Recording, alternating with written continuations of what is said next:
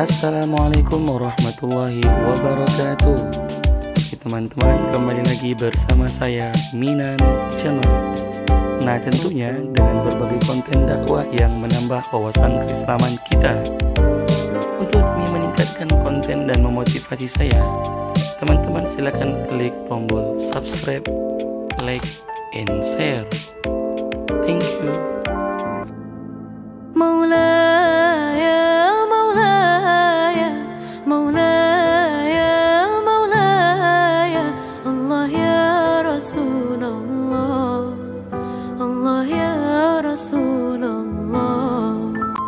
سكنتم فؤادي ورب العباد سكنتم فؤادي ورب العباد الحمد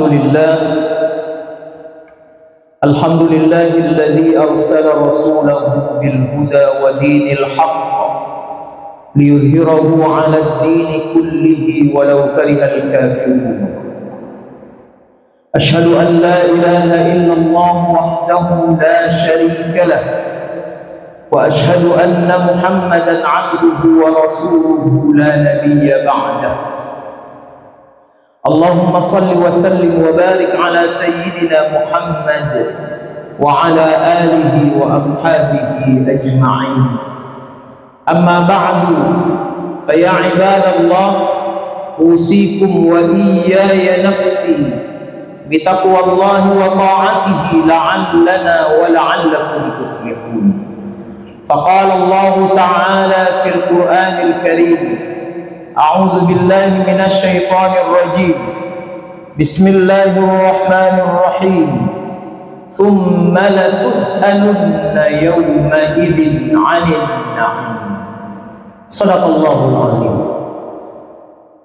Kaum muslimin jamaah Jumat yang dirahmati Allah Subhanahu wa taala, marilah kita bersyukur kepada Allah pada siang yang mulia ini, di tempat yang paling mulia ini. Kita bisa berkumpul bersama-sama untuk memenuhi panggilan Allah Subhanahu wa taala, melaksanakan salat fardu Jumat berjamaah.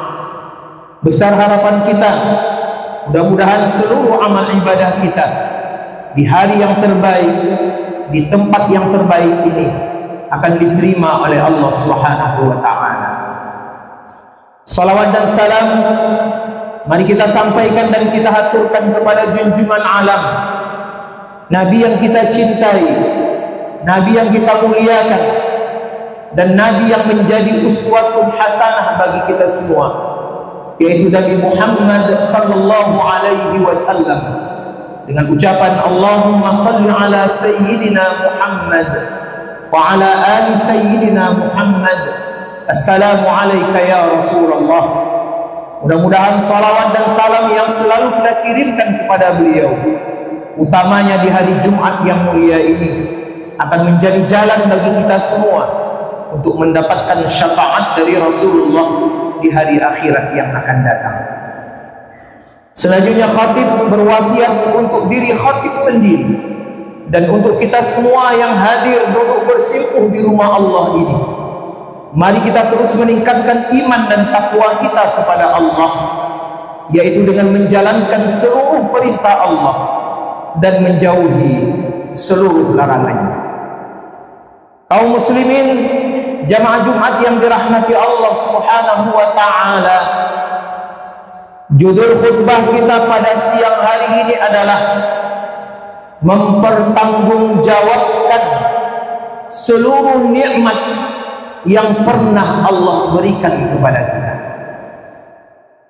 Kaum muslimin jamaah Jumat yang dirahmati Allah Subhanahu wa taala, khutbah ini khatib awali dengan sebuah kisah berkenaan dengan Rasulullah sallallahu alaihi wasallam dan dua sahabat beliau yang mulia, yaitu Abu Bakar Siddiq dan Umar ibn al-Khattab radhiyallahu anhuma, yang kiranya bisa menjadi pelajaran bagi kita dan menyampaikan apa yang dihajatkan dari judul tadi ke dalam hati kita masing-masing.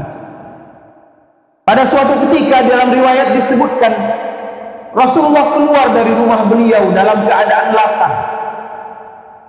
Kemudian di tengah jalan beliau bertemu dengan Abu Bakar Siddiq yang juga sama-sama lapar. Dan akhirnya bertemu juga dengan Umar ibn Khattab yang juga lapar. 3 manusia yang mulia yang sudah dijamin masuk surga, tapi penuh dengan suasana kelaparan dalam hidup mereka. Maka Rasulullah Shallallahu Alaihi Wasallam mengajak Umar dan Abu Bakar untuk singgah dan mampir di rumah salah seorang sahabat dari kalangan Ansar yang disebutkan memiliki rumah di dalam sebuah kebun kurma. Maka beliau pun dijamu oleh sahabat tersebut, disuguhkan air putih, disuguhkan buah kurma. Bahkan dalam riwayat disebutkan Rasulullah dan Abu Bakar serta Umar disuguhkan daging kambing untuk beliau makan. Maka Rasulullah makan, Abu Bakar makan, begitu juga dengan Umar. Dan selesai makan, ketiga manusia mulia ini pamit untuk pulang kembali ke tempat masing-masing. Dan di tengah jalan kaum muslimin, Rasulullah Shallallahu Alaihi Wasallam memberikan peringatan, memberikan nasihat kepada Abu Bakar dan Umar dengan mengatakan, wahai Abu Bakar dan Umar, kita tadi sudah disuguhi makanan luar biasa, tapi ingatlah kata Rasulullah, apa yang kita makan tadi pada suatu saat nanti akan dimintai pertanggungjawabannya oleh Allah Subhanahu wa Ta'ala. Lantas Rasulullah pun membacakan ayat yang khatib bacakan di awal tadi, ayat yang ke-8 daripada surah At-Takatsur. Bismillahirrahmanirrahim. Tsumma latus'alunna yawma idzin 'anil na'im. Yang artinya, sungguh kata Allah, sungguh 2 kali Allah bersumpah dalam ayat yang pendek itu. Setiap kalian kata Allah pasti akan aku tanya terhadap setiap nikmat yang pernah aku berikan kepada kalian.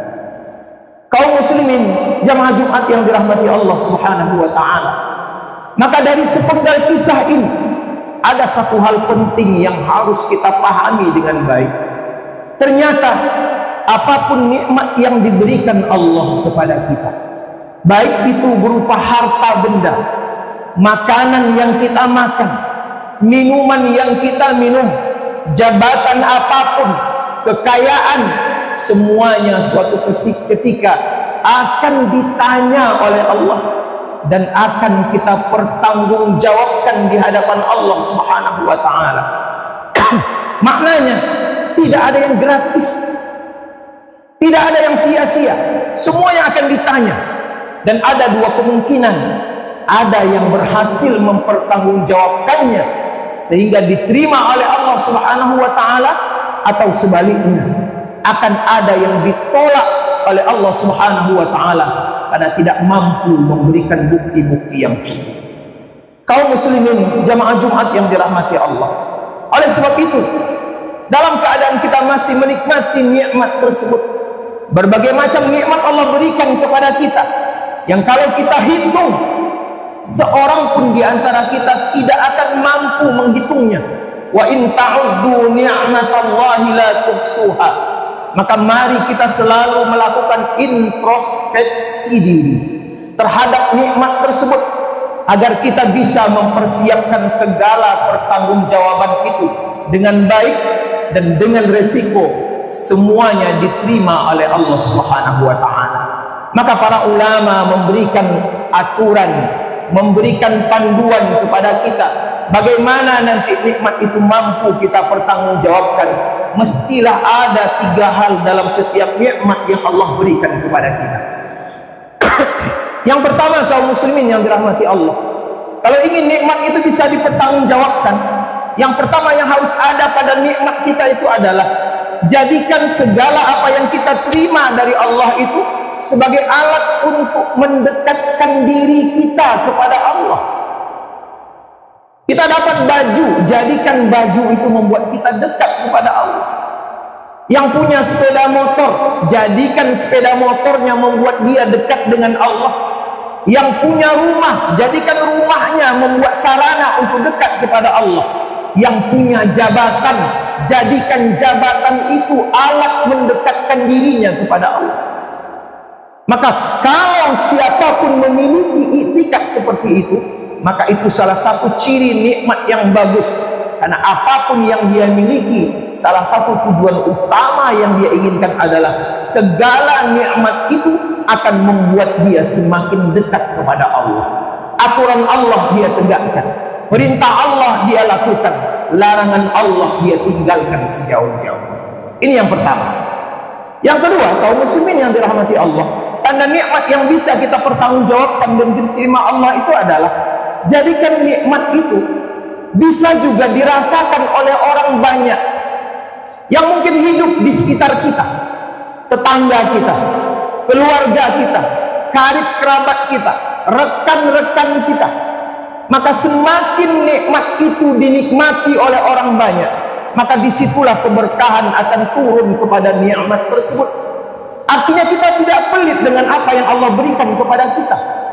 Seperti Allah tidak pernah pelit ketika memberikan segala sesuatu kepada kita. Kita kadang-kadang berdoa A, tapi Allah berikan A, B, C, dan D. Kenapa demikian? Karena Allah subhanahu wa ta'ala memberikan sesuatu kepada kita melebihi apa yang kita minta kepada Allah subhanahu wa ta'ala. Maka semakin banyak yang menikmati nikmat tersebut, semakin barakahlah nikmat tersebut. Karena dalam sebuah hadis Nabi mengatakan, al-barakatu ma'al jamaah. Selalu keberkahan Allah itu akan turun dalam keadaan berjamaah, apapun itu. Salat yang paling indah adalah salat berjamaah. Rekreasi yang paling indah adalah rekreasi dalam keadaan berjamaah. Makan pun yang paling nikmat adalah makan berjamaah. Bahkan membangun kampus yang kita cintai ini pun akan semakin dahsyat apabila kita bangun dalam keadaan bersama-sama. Kaum muslimin jamaah Jumat yang dirahmati Allah. Dan yang ketiga, salah satu ciri daripada nikmat yang bisa akan kita pertanggungjawabkan nanti di hadapan Allah adalah kita selalu merasa puas dengan segala apa yang diberikan Allah kepada kita. Mau Allah berikan banyak, selalu akan keluar dari mulut orang yang bersyukur, alhamdulillah. Atau diberikan sedikit oleh Allah, dia akan selalu mengucapkan alhamdulillah. Kenapa demikian? Karena dia selalu akan berbaik sangka dengan Allah. Inna khalaqna kulla syai'in biqadar. Kami ciptakan segala sesuatu itu dengan takdirnya. Sudah ada ukurannya. Kalau dia dapat sedikit, dia akan bersyukur. Karena itu mungkin lebih baik daripadanya. Daripada dia mendapatkan yang banyak, tapi dengan cara-cara yang tidak halal. Tapi dengan cara-cara melanggar aturan Allah subhanahu wa ta'ala. Maka sekiranya kaum muslimin yang dirahmati Allah, ada 3 ciri ini di dalam nikmat yang Allah berikan kepada kita, maka insya Allah seluruh pertanggungjawaban kita nanti insya Allah akan diterima oleh Allah subhanahu wa ta'ala. Maka mari kita usahakan dengan sungguh-sungguh bahwasanya segala nikmat yang Allah berikan kepada kita, jasmani kita, akal kita yang cerdas, harta benda kita, jabatan kita, anak-anak kita, semuanya harus mengacu kepada 3 hal tersebut. Yang pertama, membuat kita semakin dekat kepada Allah. Yang kedua, dinikmati bersama-sama dengan orang-orang yang ada di sekitar kita. Dan kita yang ketiga, yang mendapatkan nikmat tersebut akan selalu bersyukur dengan apa yang Allah berikan. Tidak serakah, tidak tamak, tidak loba. Karena perbuatan-perbuatan itu adalah tanda-tanda dari orang-orang yang tidak pandai bersyukur. Fa'tabiru ya ulil absar la'allakum turhamun. Allahumma salli wa sallim wa zid wa taqabbal wa barik bi jalika wa kamalika wa ashrafil ibadin sayyidil awwal wa imamil wal sayyidina Muhammad wa وسلم صحابة رسول الله أجمعين. الحمد لله رب العالمين، والصلاة والسلام على أشرف المرسلين سيدنا ومولانا محمد وعلى آله وأصحابه أجمعين. أشهد أن لا إله إلا الله وحده لا شريك له، وأشهد أن محمدا عبده ورسوله لا نبي بعده. اللهم صل وسلم وبارك على سيدنا وحبيبنا وشفيعنا محمد وعلى آله وأصحابه أجمعين. أما بعد، فيا عباد الله اتقوا الله حق تقاته ولا تموتن إلا وأنتم مسلمون. فقال الله تعالى في القرآن الكريم: أعوذ بالله من الشيطان الرجيم، إن الله وملائكته يصلون على النبي يا أيها الذين آمنوا صلوا عليه وسلموا تسليما. اللهم صل على محمد وعلى آل محمد كما صليت على إبراهيم وعلى آل إبراهيم، وبارك على محمد وعلى آل محمد كما باركت على إبراهيم وعلى آل إبراهيم في العالمين إنك حميد مجيد. اللهم اغفر للمسلمين والمسلمات والمؤمنين والمؤمنات الأحياء منهم والأموات إنك سميع قريب مجيب الدعوات يا قاضي الحاجات. اللهم انصر الإسلام والمسلمين وأهلك الكفرة وعدوك يا رب العالمين، خصوصا في بلادنا إندونيسيا هذا يا رب العالمين. اللهم أنزل الرحمة والنعمة والصحة والسلامة والإيمان والصبر والمغفرة على أهل هذه الجماعة وعلى أهل هذه الجميعة يا رب العالمين.